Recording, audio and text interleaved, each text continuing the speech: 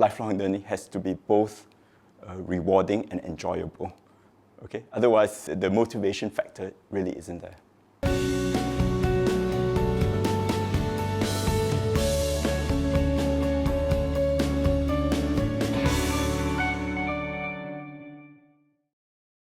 This whole lifelong learning movement is really driven by the transformation of industry and of course the digitalization.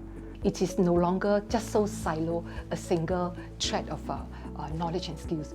So the ability to also learn about your adjacent knowledge and skills and be able to apply what you learn in different contexts. That means one need to be flexible, need to be adaptable and resilient. If you think about Singapore iconic landscape, you see MBS, the 3 towers and 1 horizontal tower on top. I think we need 3 different types of skills to be successful in the future.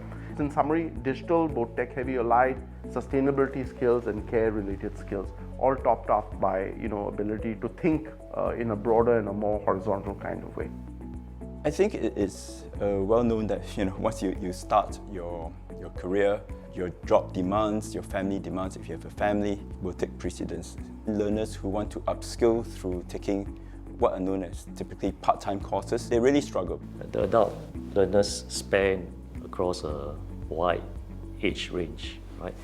So they could be in their 20s all the way to their 50s, and we are even seeing some learners in their 60s.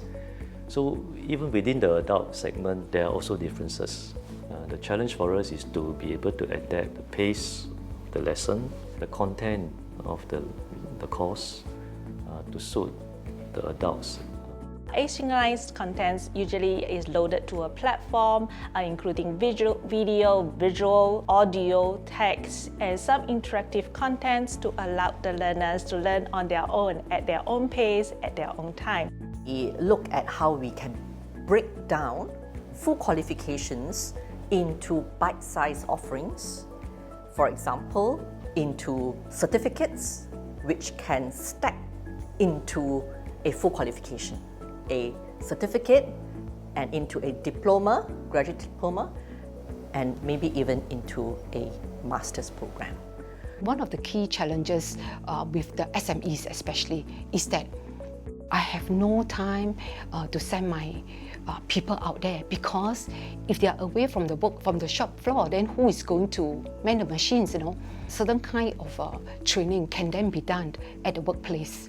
So for example, we offer what we call project-based learning. Basically, the employees learn through working on live projects, live problems that the company encounter. This is where IHLs and training partners can come in for help, so they can assist these enterprises in their transformation journey. So for instance, they could provide solutions with regards to the automation processes. They could also help with job redesign, capability building, workplace learning, as well as employee-led transformation or innovation. It does mean doing many different things in the workplace to facilitate learning. For example, the quality of the supervisor, they are not just there as a supervisor, but they are also educator at the same time. The CEO is not just a CEO, he's also an educator-in-chief. The youth of today might go through 10, 12 different careers in their lifetime. So the skills to continue learning have to be developed. It is not a given. We want to ensure where possible to make use of experiential learning and also to build in those transferable skills which are so important. We think that it is important to imbue in our learners a set of critical core skills. And we do this in NUS by doing a very fundamental revamp of our curriculum. We want our learners to be effective communicators. They must have critical thinking skills, digital literacy skills, data literacy skills are 21st century core skills that learners need to have. The whole idea behind the redesign curriculum is to give us flexibility when the needs of the industry change. In the first year, the students would focus on foundation core skills, and then in the second year, they would choose clusters of skills that relates to their area of interest. In the third year, they would choose specialization skills, which will allow them to go a bit deeper. And of course, along with these three layers of skills, we also impart to them the essential life skills, which are essentially soft skills, and also provide them the opportunity to pick out modules that are cross-disciplinary in nature. For our existing students, some of it might take the form of just awareness building. Some of it is to complement the foundations that we give them. And then when they come back for the CET courses, all right, then they can go deeper into that aspect. So I think the curriculum is always changing.